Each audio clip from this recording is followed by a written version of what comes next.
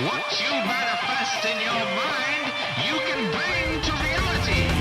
Snowpiercer, movie that written and directed by Bong Joon the guy that brought us Parasite this past year, 2019.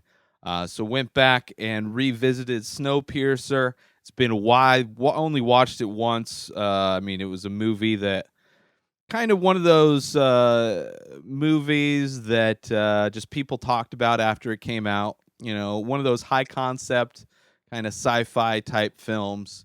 Bong Joon-ho before Parasite. Parasite's probably his masterpiece, I would say.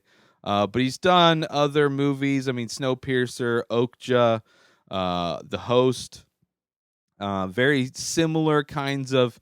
He discusses a lot of similar themes as far as like class inequality, a lot of environmental, very conscious of the environment and how the human impact on the environment. Specifically, Snowpiercer being kind of the premise for this movie. It starts off, the world is overheating, and science has discovered a way to help manage the temperature of the planet, help cool the planet down because of what's happening now in reality as far as global warming and climate change and all of that. So they found out a way to cool the planet, right? Which, a lot of people think today that, science will figure out a way to help mitigate the destruction that we're having, instead of like getting rid of the things like these industries that are the byproduct of these industries are polluting the environment, right? Which is kind of what government regulation, one of the things that they're supposed to do is to make sure corporations aren't polluting, waterways. But, because business rules everything, they are the puppet masters and people worship money. Most businesses find ways to pollute and is still going on because people like money more than they like a place to live. So in this world, scientists can't come up with a way to help fix the issue. They fuck up and they overcool the planet and kill off everybody on the planet except for the people that board the Snowpiercer, which is a train that somehow runs, is continuously running around the globe. So it's pretty high concept. I would imagine, I'm not a train person, but I would imagine that train tracks would need to have some kind of upkeep, just, due to environmental reasons.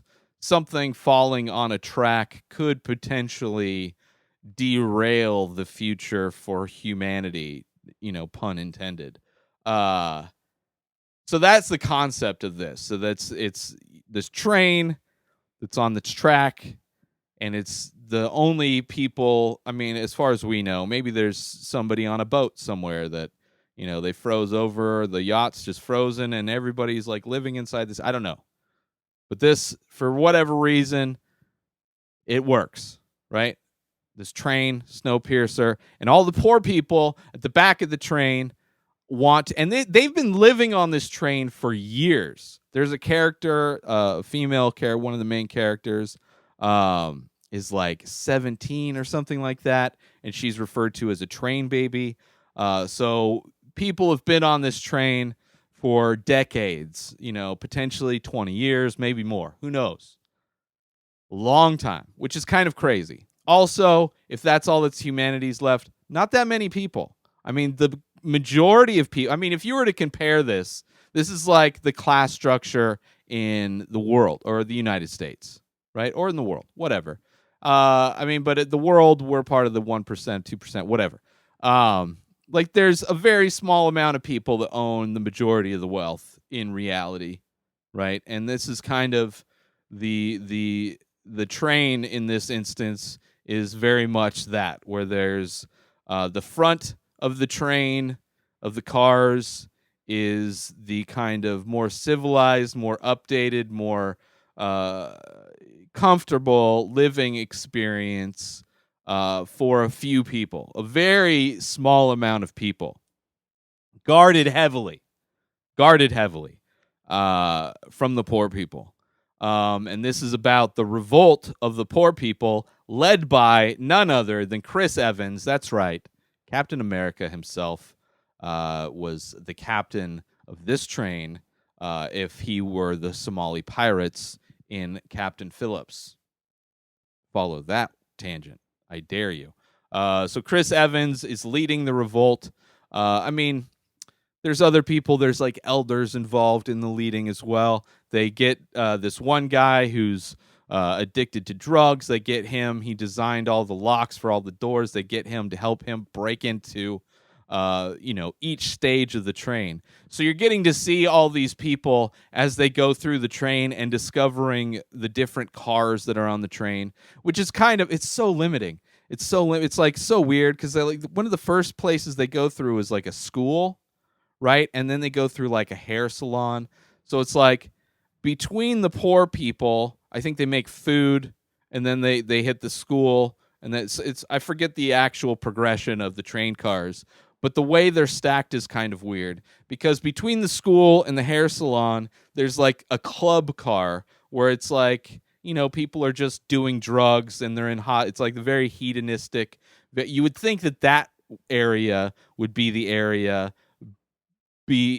on the outskirts of the train before you got to the poor people, kind of like in reality, right? But I don't know. The structure of the train's a little bit weird, but it's a good movie. It's a good movie. Just on its own, it's just an interesting concept. I mean, you can easily poke through holes through the science, the reality, the kind of there's like the possibility and believability that like a civilization would be able to like would be structured in this, would be like on a train, like somehow surviving for 20 years.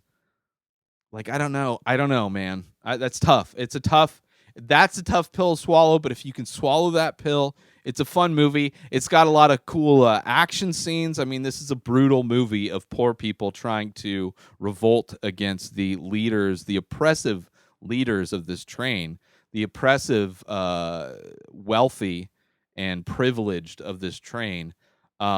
Which aside from like there's scenes where it's like, and it is very much like a very allegorical or what metaphorical kind of situation where there's part of this movie where the threat that the poor people perceive to be uh, stopping them from revolting is not a threat at all.